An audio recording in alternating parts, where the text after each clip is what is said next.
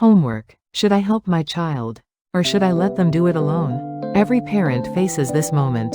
Your child sits at the desk, staring at the notebook, and you feel torn. Part of you wants to jump in and give the answer.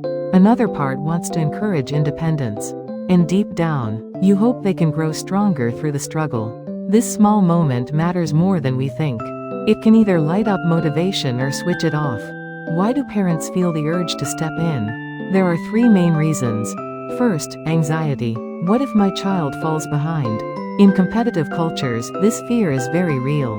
Second, impatience. It's getting late, and you think, let's just finish quickly and go to bed. Third, the instinct to protect. We can't stand watching our child struggle or feel frustrated.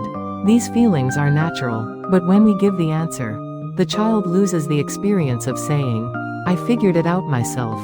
Education reminds us, learning belongs to the child, not the parent. Neuroscience shows that real learning happens through trial, error, and small victories. If we solve the problem for them, the brain misses the reward signal of self-mastery. Over time, children stop trying, expecting someone else to step in. So when does motivation truly come alive? Children stay motivated when three needs are met. 1. Autonomy. I chose to do it. 2. Competence. I can do it. 3. Relatedness. I feel supported and respected. The parent's words and tone can either meet these needs or block them. Tell me how you would solve it. Builds autonomy. That was a good try, let's try again. Builds competence. Let's think it through together. Builds relatedness. But why don't you know this? Destroys all three at once. Research confirms this. A 2019 study showed that autonomy support increased homework motivation and enjoyment. A 2023 study found that intrusive parental involvement, taking over homework, actually lowered math achievement, especially in children with a fixed mindset. And a 2018 meta-analysis concluded, supportive involvement is positive, controlling involvement is negative. It's not about how much you help, but how you help. So, when should parents help? And when should they step back? Think of 3 levels. First, when the child has no idea at all. Show one example problem slowly, but let them hold the pencil and do the work. Second, when they know the direction but get stuck. Ask guiding questions. What comes next? Why did you choose that? Third, when they almost know it. Do not touch the answer. Instead, guide time management and checking strategies.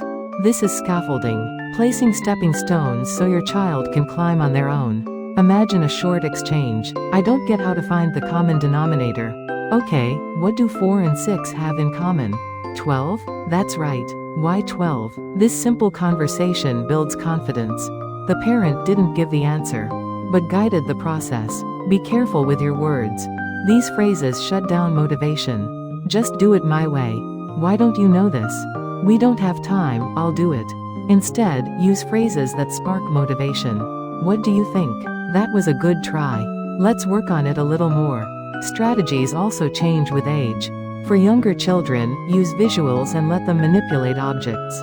Show an example, but make them do it. For middle grades, focus on why questions. Encourage them to explain their reasoning out loud. For older students, teach planning and self-checking. Provide a checklist and act more like a coach. On the night before a test, don't cram answers. Instead, ask, what should we start with? How should we divide the time? Why is it so hard for us as parents to wait? Because the anxiety is ours, not theirs. What if my child fails? What if they can't keep up? This anxiety often makes us invade their learning space. But psychologists remind us, the greatest gift we can give our children is the patience to step back and let them struggle a little. Here are 5 takeaways for parents. 1. Ask questions instead of giving answers. 2. Allow mistakes and let them try again. 3. Praise the process, not just the result. 4. Keep homework time from dragging on too long. 5. When you feel impatient, step away for a moment. Mom, I'll try on my own. Great, I'll be right here.